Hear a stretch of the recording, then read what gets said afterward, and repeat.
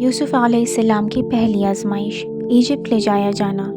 یوسف علیہ السلام اس دوران کنویں کے پیندے میں ہی رہ گئے۔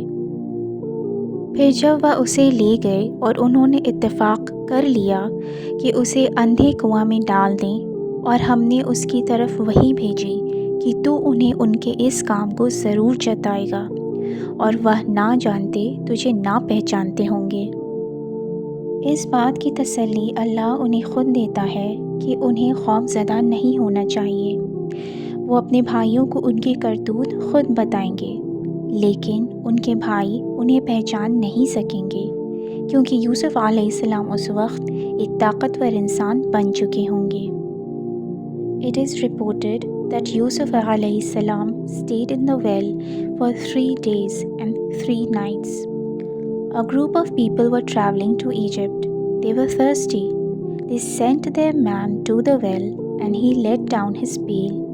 The man called his companions to help him draw the child from the well, and all were amazed at the sight of an extraordinary handsome boy.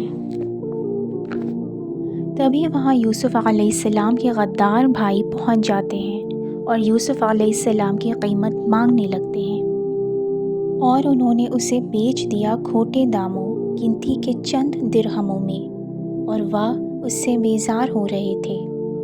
کارواں کے لوگ یوسف علیہ السلام کو ایجپٹ لے جا کر ایک اچھے دام پر بیچنے کی ترکیب لگاتے ہیں۔ خوبصورت یوسف علیہ السلام نے کئی تماش بین کو موہ لیا، اور ان کی نیلامی بہت آسانی سے ہو گئی۔ کہا جاتا ہے کہ جس نے یوسف علیہ السلام کو خریدا وہ ایجپٹ یعنی مصر کے وزیر اعلیٰ تھے۔ یوسف علیہ السلام master brought his newly acquired slave boy to his home in Memphis, the capital city of Egypt in the olden times. اور مصر کے جس شخص نے اس کو خریدا اس نے کہا اپنی عورت کو، اسے عزت و اکرام سے رکھ، شاید کہ ہمیں نفع پہنچائے یا ہم اسے بیٹا بنا لیں۔ اور اس طرح ہم نے یوسف علیہ السلام کو ملک مصر میں جگہ دی، اور تاکہ ہم اسے باتوں کا انجام نکالنا، خوابوں کی تعبیر سکھائیں۔ اور اللہ اپنے کام پر غالب ہے، لیکن اکثر لوگ نہیں جانتے۔ یوسف علیہ السلام کی دوسری آزمائش، امتحان فتنے کا۔ یوسف علیہ السلام کو کنویں میں پھینکنے کے بعد یوسف علیہ السلام کے بھائیوں کو یقین تھا کہ حالات ان کے قابو میں ہیں، لیکن در حقیقت حالات ان کے قابو سے باہر تھی۔ اللہ اپنے ارادے میں پختہ تھا، اور باوجود دغا بازی، بدگمانی اور لوگوں کے گھمنڈ کے اللہ نے اپنے منصوبے کو انجام دیا۔ ادھر یوسف علیہ السلام اپنے ابا اور چھوٹے بھائی کو یاد کرتے رہے، جبکہ ایک عالیشان ماحول میں ان کا اچھا خیال رکھا جا رہا تھا۔ ابن کثیر described Yusuf علیہ السلام as obedient, polite and exceedingly handsome. As Yusuf علیہ السلام grew, Allah gave him wisdom and good judgment, and Minister Al-Aziz recognized these qualities in his loyal servant, and therefore put him in charge of all household affairs. کہا جاتا ہے کہ یوسف علیہ السلام کے مالک بے اولاد ہی نہیں مگر شاید نامراد بھی تھے۔ اپنے شوہر سے مایوس ان کی بیوی زلیخا کی آنکھیں یوسف علیہ السلام پر تھم چکی تھیں۔ وہ اپنی دیوانگی پر قابو نہیں رکھ پائیں۔ ایک دن جب وہ یوسف علیہ السلام کے ساتھ اکیلی تھیں، تب انہوں نے ان کے نزدیک جانے کی کوشش کی۔ اسے یوسف علیہ السلام کو اس عورت نے پھسلایا وہ جس کے گھر میں تھے، اپنے آپ کو روکنے، قابو رکھنے سے، اور دروازے بند کر دیے اور بولی، آجا جلدی کر۔ اس نے کہا، اللہ کی پناہ، بے شک وہ عزیز مصر میرا مالک ہے، اس نے میرا رہنا سہنا بہت اچھا رکھا، بے شک ظالم بھلائی نہیں پاتے۔ Yusuf alayhi salam drove any thoughts of sleeping with the wife of his master from his mind, sought refuge with Allah, and attempted to remove himself from the complicated situation. A rich, beautiful woman from the highest echelons of Egyptian society would not stop immediately to such behavior. Yusuf alayhi salam, however, was no ordinary man, and when he immediately turned to Allah for help, Allah rescued him. Yusuf अलैहिस्सलाम का इनकार ज़ुलेखा के जुनून को और भी ज़्यादा बढ़ा देता है। दोनों दरवाज़े की तरफ भागे और जैसे ही ज़ुलेखा यूसुफ अलैहिस्सलाम को पकड़ना चाही, उनका कुर्ता पीछे की तरफ से ज़ुलेखा से फट गया। तभी अचानक दरवाज़ा खुल गया और वहाँ वज़ीर आला के साथ ही कुछ और रिश्तेदार खड़े थे। अपने शौहर को देखते ही उस मक्कार औरत का रंग बदल गया और दोनों दरवाज़े की तरफ दौड़े और उस औरत ने उसकी कमीज़ फाड़ दी पीछे से और दोनों को उसका खाविन दरवाज़े के पास मिला। वह कहने लगी, उसकी क्या सज़ा जिसने तेरी बीवी से बुरा इरादा किया, सिवाय उसके कि वह कैद किया जाए या दर्दनाक आज़ाम दिया जाए। उस यूसुफ अलैहिस्सलाम ने कहा, उसने मुझे मेरी नफ्स की हिफाजत से फुसलाया और गवाही दी उसके लोगों में से एक गवाह ने कि अगर उसकी कमीज़ आगे से फटी हुई है तो वह सच्ची है और वह यूसुफ अलैहिस्सलाम झूठों में से है। सच और झूठ का फ़ैसला करने के लिए अज़ीज़ और उनके रिश्तेदारों ने कमीज़ की जांच परख की और ये पाया कि कमीज़ पीछे से फटी हुई थी।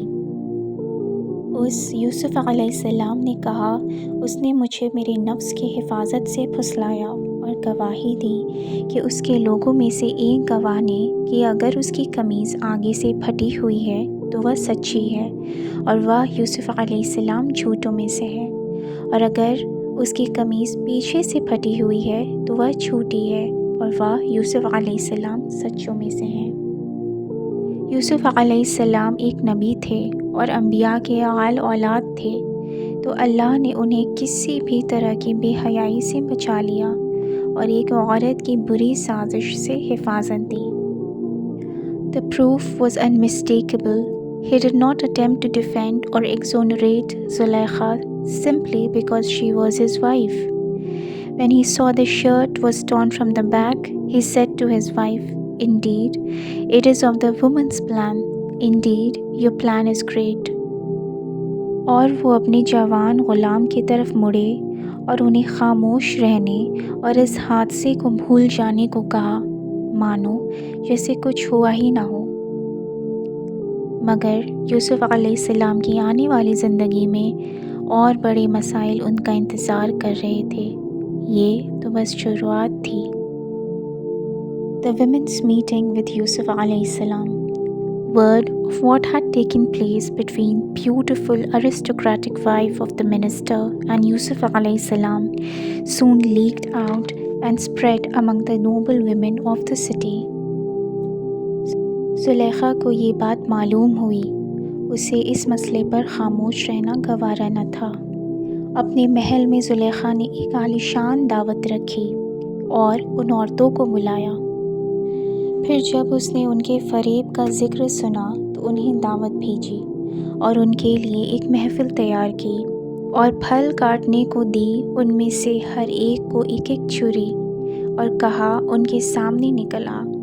फिर जब उन्होंने यूसुफ अलैहिस्सलाम को देखा, उन पर उसका रौब हुस्न छा गया और उन्होंने फलों की जगह अपने हाथ काट लिए और कहने लगी, अल्लाह की पनाह, यह बशर नहीं मगर यह तो बुज़ुर्ग फरिश्ता है। वह बोली, सो यह वही है जिसके बारे में तुमने मुझे मलामत की और मैंने उसे उसके नफ्स की हिफाजत से फुसलाया तो उसने अपने आप को बचा लिया, और जो मैं कहती हूँ अगर उसने ना किया तो अलबत्ता वह कैद कर दिया जाएगा और बेइज्जत लोगों में से होगा। Yusuf alayhi salam stood before the wealthiest, most elegant ladies of the capital in all the purity of his innocent young manhood, with a face more beautiful than any in this world. उस यूसुफ अलैहिस्सलाम ने कहा, ऐ मेरे रब, मुझे क़ैद उससे ज़्यादा पसंद है जिसकी तरफ वह मुझे बुलाती है। अगर तूने मुझसे उनका फ़रेब ना फेरा तो मैं माइल हो जाऊंगा उनकी तरफ और जाहिलों में से होऊंगा। अगर अल्लाह की मदद यूसुफ अलैहिस्सलाम के लिए ना आती तो वह सही और गलत में फ़र्क नहीं कर पाते और फितने में मुब्तला हो जाते। سو اس کے رب نے اس کی دعا قبول کر لی، بس اس نے ان کا فریب پھیر دیا۔ بے شک وہ سننے والا جاننے والا ہے۔ پھر نشانیاں دیکھ لینے کے بعد انہیں سوچا کہ اسے ضرور قید میں ڈال دیں ایک مدت تک۔ یوسف علیہ السلام کی تیسری آزمائش، محل سے قید خانے تک۔ حالانکہ العزیز کو یوسف علیہ السلام کی بے گناہی پر یقین تھا، پھر بھی یوسف علیہ السلام کو قید خانے میں ڈالا گیا۔ It is evident from Quranic accounts that Yusuf alayhi salam was by now a prophet receiving revelations and inspirations from Allah. یوسف علیہ السلام کے ساتھ قید دو ایسے لوگ تھے جنہوں نے ان کو خدا پرست اور انصاف پسند پایا۔ انہوں نے اپنے اپنے خوابوں کا ذکر یوسف علیہ السلام سے پر یقین ہو کر کیا کہ یوسف علیہ السلام ان کے خوابوں کی تعبیر بتائیں گے۔ ان میں سے ایک جو راجا کا ساقی تھا، خواب میں خود کو راجا کا جام بھرتے ہوئے دیکھا، اور دوسرا جو محل کا نان بائی تھا، خواب میں خود کو سر پر روٹی لیے کھڑا دیکھا اور اس روٹی کو پرندے کھا رہے تھے۔ یوسف علیہ السلام نے کہا، تمہارے پاس کھانا نہیں آئے گا جو تمہیں دیا جاتا ہے، مگر میں تمہیں اس کی تعبیر تمہارے پاس اس کے آنے سے پہلے بتلا دوں گا۔ یہ اس علم سے ہے جو میرے رب نے مجھے سکھایا ہے۔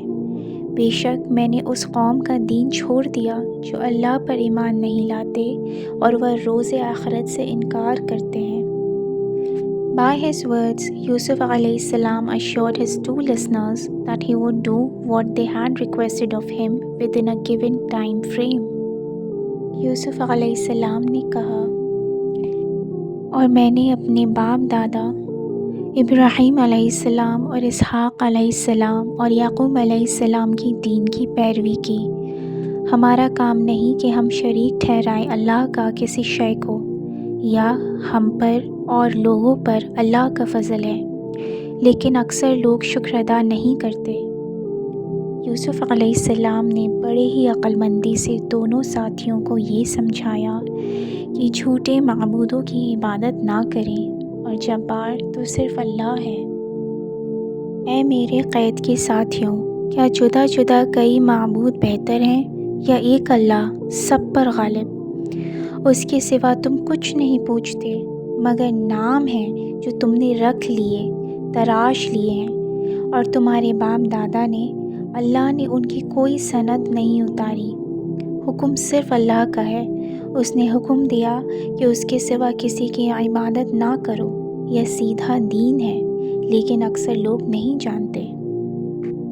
To the cupbearer who dreamt he was pressing wine, Yusuf alayhi salam said that he would pour wine for his master.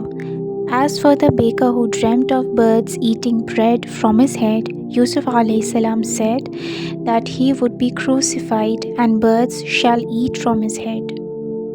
یوسف علیہ السلام نے ساقی سے کہا کہ وہ بادشاہ سے ان کے بارے میں بات کریں اور انہیں بتائیں کہ ایک بے قصور انسان کو قید میں رکھا گیا ہے جن کا نام یوسف ہے۔ خوابوں کی تعبیر جو پیغمبر نے بتائی تھی وہ صحیح ہوئی۔ نان بائی کو سولی پر چڑھایا گیا اور ساقی کو آزادی ملی، لیکن ساقی یوسف علیہ السلام کی گزارش بھول گیا، جس کی وجہ سے یوسف علیہ السلام کے کچھ اور سال قید میں گزرے۔ اور یوسف علیہ السلام نے ان دونوں میں سے جس کے متعلق گمان کیا کہ وہ بچے گا، اس سے کہا اپنے مالک کے پاس میرا ذکر کرنا، بس شیطان نے اسے بھلا دیا اپنے مالک سے اس کا ذکر کرنا، تو وہ قید میں چند برس رہا۔